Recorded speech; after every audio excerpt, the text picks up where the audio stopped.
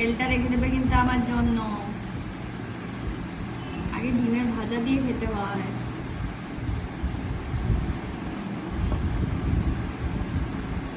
প্রথমে মাথার মাছের মুড়ো খাবে। মাছের মুড়ো খাওয়াটা বেশি বড় কথা নয়, লঙ্কাটা একটা কামড় খাওয়া বড় কথা। লঙ্কাটা এক কামড় খাও। কেমন হয়েছে গো? ভালো হয়েছে? মাগো শেষ। এ পাগলু ডান্স ডান্স ডান্স।